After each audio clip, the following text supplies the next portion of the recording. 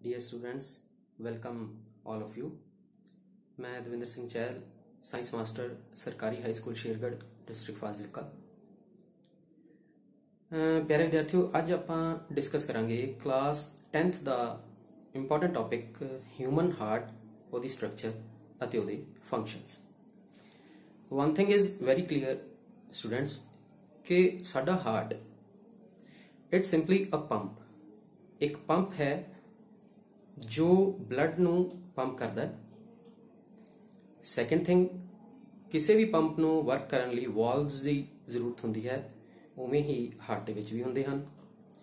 हुण जेकर गल करिए ह्यूमन हार्ट की, तां बोर्ड ते देखना बेसिकली ह्यूमन हार्ट दे विच 4 चैंबर होंदे हन, जिहदे विचों 2 ऑरिकल्स या एट्रियम ते 2 वेंट्रिकल्स।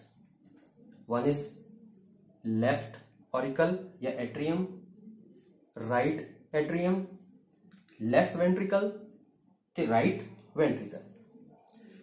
दूसरी गल, दोनों ऑरिकल्स आ ब्लैक कलर दे इंट्रा ऑरिकुलर या इंट्रा ऑरिकुलर सैप्टम के द्वारा अलग होंदे हन, ते दोनों वेंट्रिकल इंट्रा वेंट्रिकुलर सैप्टम के द्वारा अलग होंदे हन।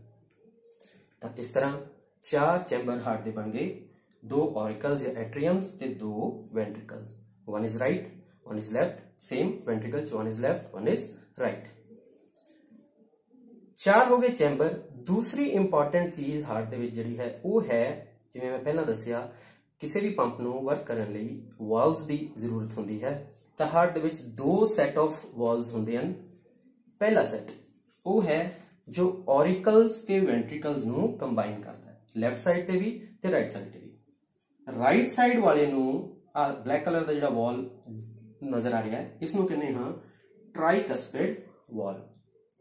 दूसरी गल, लेफ्ट साइड ते भी ऑरिकल ते वेंट्रिकल नू जिहड़ा कनेक्ट कर रहा है वो है बाइकस्पिड वाल्व। आ ब्लैक कलर का नजर आ रहा है। हुण इत्थे एक गल नोट करनी है, इन्हां दोनों वाल्व्स की पोजीशन डाउनवर्ड्स है, इस चीज नू ध्यान रखना है। ये सी पहला सैट ऑफ वाल्व। दूसरा सैट ऑफ वाल्व्स किहड़े ने? लेफ्ट साइड ते जेकर आ जाइए, ऑर्टा दे नाल जिहड़ा वाल्व जुड़दा है दैट इज ऑर्टिक वाल्व, ये है लेफ्ट साइड ते राइट साइड ते पल्मोनरी ट्रैक्ट इन विच जिहड़ा वाल्व जाऊगा ओपन करूगा दैट इज पल्मोनरी वाल्व। तो 2 वाल्व्स दे सेट, एक हैगे है ऑरिकल्स नू वेंट्रिकल्स दे विच कनेक्ट करने वाले tricuspid valve and bicuspid valve. दूसरा सेट है one is aortic valve and second is pulmonary valve. हुण एक गल हमेशा याद रखनी है, हार्ट का जिहड़ा राइट साइड है ऑरिकल दे वेंट्रिकल्स, राइट साइड दे विच हमेशा डीऑक्सीजनेटेड ब्लड होगा। डीऑक्सीजनेटेड ब्लड का मतलब जिहदे विच ऑक्सीजन घट है ते कार्बन डाइऑक्साइड की मात्रा बहुत ज्यादा है। ते जिहड़ा लेफ्ट साइड है उस दे विच हमेशा ऑक्सीजनेटेड ब्लड होंदा है। ऑक्सीजनेटेड ब्लड का मतलब जिहदे विच ऑक्सीजन की क्वांटिटी या मात्रा ज्यादा है। हुण next important thing, auricles the wall या एट्रियम्स दी वॉल थिन होंदी है ते वेंट्रिकल्स दी वॉल थिक होंदी है। इसका रीजन है क्योंकि वेंट्रिकल्स ने जो कॉन्ट्रैक्ट करना है तब ब्लड नू बॉडी दे विच या जिथे भी भेजना है, अगे डिस्कस करांगे आपां, लंग्स दे विच या बॉडी दे विच भेजना है तो उसनू कॉन्ट्रैक्ट पावर ज्यादा चाहिए है, प्रेशर ज्यादा होंदा है, दैट्स वाई उहदी वॉल थिक होंदी है। हुण आपां गल करते हां हार्ट फंक्शन किवें करदा है। तो डियर स्टूडेंट्स, जिवें कि मैं तुहानूं दस्सिया, राइट साइड दे विच हमेशा डीऑक्सीजनेटेड ब्लड होंदा है। साडे बॉडी दे विच कई सारियां मेटाबॉलिक रिएक्शंस चलदियां हन, सैल्स दे विच भी होंदियां हन। सोर्स कौन है जो साडी बॉडी दे विच ऑक्सीजन नू हर सैल ताईं पहुंचाऊगा या उथों कार्बन डाइऑक्साइड नू बाहर लेके आऊगा? सोर्स है ब्लड। उसे ब्लड नू हार्ट पंप करदा है। हुण पहला राइट पोर्शन जिहड़ा है उसनूं डिस्कस करते हैं, बाद लैफ्ट नूं करांगे फिर उहनूं कंबाइन कर दांगे। हुण साडी सारी बॉडी दे विचों जिन्ना भी डीऑक्सीजनेटेड ब्लड है वो आना है सब तो पहला राइट ऑरिकल या राइट एट्रियम दे विच। उहनूं लैके कौन आऊगा? अपर बॉडी तो लैके आऊगी सुपीरियर वीना केवा। अपर बॉडी तो जिन्ना भी ब्लड है वो सुपीरियर वीना केवा दे थ्रू राइट एट्रियम दे विच आ जाऊगा। लोअर बॉडी साडी थलड़ी बॉडी तो जिन्ना भी डीऑक्सीजनेटेड ब्लड है वो लैके आऊगी इंफीरियर वीना केवा, वो भी राइट एट्रियम दे विच खुलदी है। हुण अपर ते लोअर सारी बॉडी तो डीऑक्सीजनेटेड ब्लड आ गया इत्थे राइट एट्रियम दे विच। नाउ की होगा? एट्रियम कॉन्ट्रैक्ट करेंगे, एट्रियम कॉन्ट्रैक्ट करूगा राइट एट्रियम, तो होगा कि आ वाल्व दे राही, केड़ा वाल्व? ट्राइकस्पिड वाल्व दे राही वो ब्लड आ जाऊगा वेंट्रिकल्स च। हुण इन्हां वाल्व्स दी पोजीशन है डाउनवर्ड्स, इसनूं ध्यान रखना है। नैक्सट हुण की होगा? वेंट्रिकल कॉन्ट्रैक्ट करेंगे। वेंट्रिकल जदों कॉन्ट्रैक्ट करेंगे तां क्योंकि ट्राइकस्पिड वाल्व की पोजीशन डाउनवर्ड्स है, तो जदों वेंट्रिकल कॉन्ट्रैक्ट करेंगे तो ये लॉक हो जाएंगे, बंद हो जाएंगे, तो ब्लड ऑरिकल च वापस जा नहीं पाऊगा क्योंकि ट्राइकस्पिड बंद हो जाएंगे। फिर उन्होंने जाण दा रस्ता केड़ा है? वो है पल्मनरी वाल्व दा। हुण इस दे विच वाल्व दे अंदर पोजीशन देखो अपवर्ड्स नहीं हो, अपवर्ड्स ने मीनस ब्लड ऊपर जा सकता है, वापस आऊगा तो भी लॉक हो जाएंगे। तो राइट ऑरिकल या एट्रियम तो जिहड़ा डीऑक्सीजनेटेड ब्लड आया वो आ गया हुण राइट वेंट्रिकल च, वेंट्रिकल कॉन्ट्रैक्ट कर गए तो वो ब्लड कित्थे चला गया? पल्मनरी वाल्व दे राही पल्मनरी ट्रैक्ट। हुण पल्मनरी आर्टरी जिहड़ी है वो अगे जाके दो च डिवाइड हो जाऊगी, one is right portion and second is left portion. वो क्यों? क्योंकि आ डीऑक्सीजनेटेड ब्लड जिहड़ा है इस दे विच ऑक्सीजन कित्थे मिलूगी? वो मिलूगी लंग्स दे विच।